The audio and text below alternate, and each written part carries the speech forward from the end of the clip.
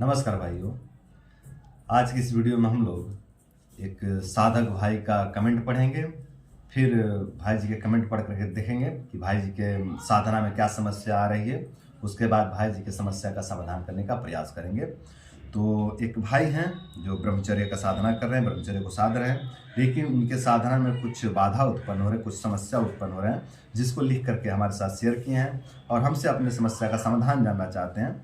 तो भाई जी कह रहे हैं कि सर, हमें पेट में जलन, छाती में जलन, कब्ज और कमजोरी महसूस हो रहा है, गैस भी बनता है।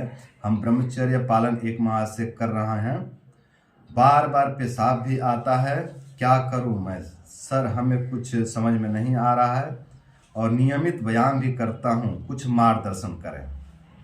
मतलब भाई जी कह रहे हैं कोई 1 माह से ब्रह्मचर्य का पालन कर रहे हैं, लेकिन उनके साथ कुछ समस्या हो रही है और समस्या ये हो रही है कि उनके पेट में जलन हो रहा है, छाती में जलन हो रहा है, बहुत ज़्यादा कब्जियत है और कमजोरी भी महसूस हो रही है और जो है कि बार बार पेशाब आने की भी समस्या हो रही है। तो इसका समाधान हमसे जानना चाहते हैं, पूछ रहे हैं कि मतलब कह रहे हैं कि मार्गदर्शन करें कि हम क्या करें। तो देखिए बंधु, ब्रह्मचर्य का शुरुआत में इस तरह का लक्षण प्रकट होना स्वाभाविक है। जो आप साधना कर रहे हैं, जो आप तपस्या कर रहे हैं, इस तपस्या में इस तरह के बाधा उत्पन्न होना, इस तरह की समस्या उत्पन्न होना स्वाभाविक है। ये बिल्कुल नॉर्मल है। इसको ज़्यादा मतलब बढ़ा चढ़ा करके आप ना देखिए और इसको थोड़ा सहन करें आप। यही तो तपस्या की जलन है दोस्तों।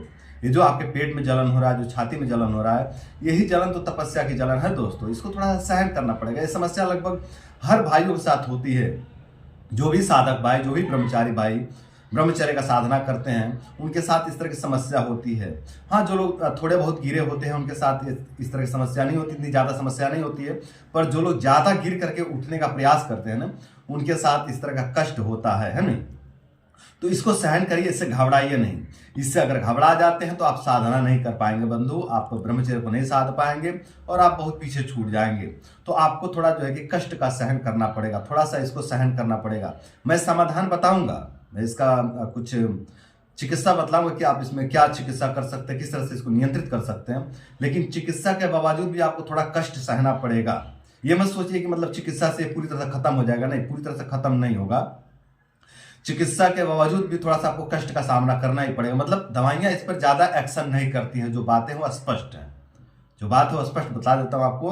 और पहले भी मैं कई बार बता चुका हूं कि जो ब्रह्मचर्य के उपद्रव उठते हैं ना, उस पर दवाइयों का कोई विशेष एक्शन नहीं होता है, उस पर औषधियों का कोई विशेष एक्शन नहीं होता है। थोड़ा बहुत मदद मिलता है, लेकिन कोई बहुत ज्यादा आपको मदद नहीं मिलेगा। थोड़ा आपको सहन करना ही पड़ेगा, आपको अपनी सहन शक्ति बढ़ानी पड़ेगी, है ना। और यही जो है कि तपस्या का जलन है, यही तपस्या का मतलब कष्ट है, यही पीड़ा है। इसी को फ्लैट लाइन कह देते हैं, इसी को ब्रह्मचर्य का उपद्रव कहते हैं, इसी को सहसा त्याग का उपद्रव कह देते हैं, है ना। इसी का तपस्या का जलन भी कह देते हैं। तो इस जलन का आपको सामना करना पड़ेगा।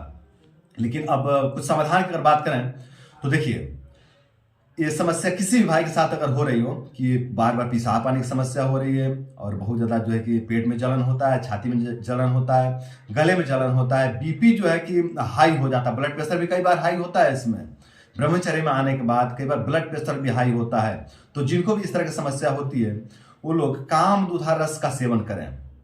यदि बीपी बहुत ज्यादा हाई हो रही है तो कामदुधा रस मोती युक्त का सेवन करें। यदि नॉर्मल है, थोड़ा बहुत समस्या हो रही है ना, और पेशाब में जलन हो रहा है, बार बार पेशाब आ रहा है, पेट में जलन हो रहा है, छाती में जलन हो रहा है, गले में जलन हो रहा है, आंखों में जलन हो रहा है और जलन के कारण आपको नींद नहीं आ रही है, इस तरह की समस्या हो रही है, तो आप कामदुधा रस साधारण वाला ले सकते हैं। और साथ में यदि बीपी हाई हो रही है, ज्यादा हाई हो रही है, तो कामदुधा रस मोती युक्त लेकर के सेवन कर सकते हैं।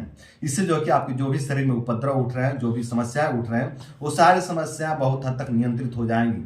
लेकिन फिर भी आपको थोड़ा समस्याओं का सामना करना ही पड़ेगा, तब तक जब तक आपका शरीर ब्रह्मचर्य को धारण करना नहीं सीख जाता। अभी आपका शरीर ब्रह्मचर्य को धारण करना नहीं सीख पाया है, ये पहले वाले आदत को ही फॉलो कर रहा है आपका शरीर। जो आप जबरदस्ती जो वीर्य को धारण कर रहे हो ना, शरीर इस वीर्य का विरोध कर रहा है। शरीर को जो पहले ही आदत मिला है ना, उसी आदत पे चलना चाहता है शरीर, है ना। अब आप इसको नए आदत में ढाल रहे हो, नए आदत दे रहे हो इस शरीर को, तो शरीर थोड़ा समय लेगा इस आदत को एक्सेप्ट करने में, इस आदत को स्वीकार करने में।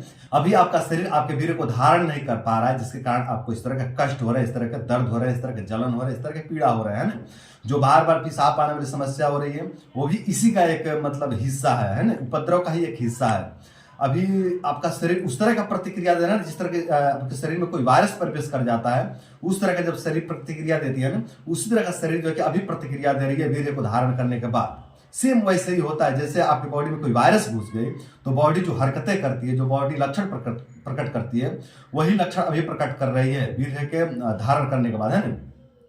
तो वायरस के साथ क्या होता है, बैक्टीरिया के साथ क्या होता है कि आपका बॉडी धीरे धीरे सीख जाती है कि ये बैक्टीरिया के साथ कैसे लड़ना है ना, और आपकी बॉडी जो है कि इम्यून सिस्टम तैयार करती है और फिर जो है कि उसके खिलाफ जो है कि इम्यूनिटी बनाती है और उस फिर बैक्टीरिया से जो है कि मित्रता कर लेती है, या उस वायरस से बॉडी मित्रता कर लेती है। फिर वो वायरस या बैक्टीरिया आपके शरीर को कुछ नहीं बिगाड़ पाते हैं ना, और वो मित्र बन करके आपका बल्कि बॉडी को सपोर्ट कर देते हैं, आपकी बॉडी में जान भर देते हैं।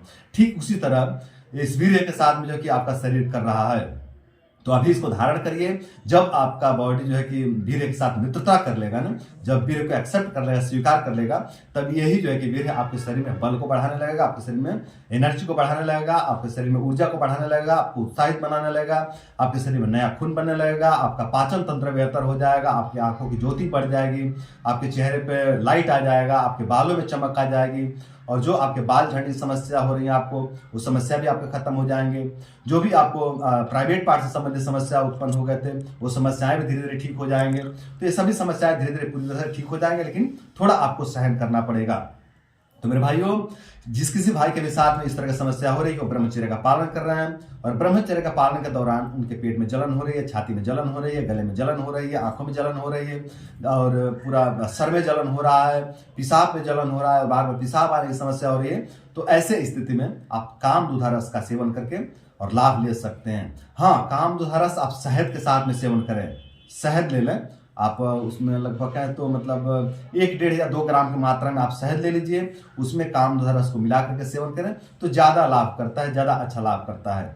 तो इस तरह से आप कामदूधा रस का सेवन करके लाभ उठा सकते हैं। जलन चाहे किसी भी कारण से हो रही है, एक नॉर्मल व्यक्ति है, स्वस्थ व्यक्ति है, अगर उसको भी जो है कि जलन पड़ गई है तो उसमें भी जो है कि कामदूधा रस का प्रयोग करके अपने जलन को शांत कर सकते हैं। तो ये सबके लिए लाभकारी है, ये वीडियो सबके लिए लाभकारी है। और जो भाई ब्रह्मचर्य का पालन नहीं कर रहे हैं, वो भाई ब्रह्मचर्य का पालन जरूर करें, और ब्रह्मचर्य का पालन करके अपने रोग दोष बीमारी कमजोरी को दूर करें, और अपने रोग दोष बीमारी कमजोरी को दूर करके अपना नाम रोशन करें, अपने माता पिता का नाम रोशन करें, और इस देश का नाम रोशन करें। तो दोस्तों, उम्मीद करता हूं कि आज का ये वीडियो आप लोगों को बहुत पसंद आया होगा, और साथ ही भी उम्मीद करता हूं कि इस वीडियो को फॉलो करके आप लोग ब्रह्मचर्य का पालन करेंगे, और ब्रह्मचर्य का पालन करके अपने जीवन को सुंदर, सरल व सफल बनाएंगे। तो आज के लिए इतना ही। नमस्कार।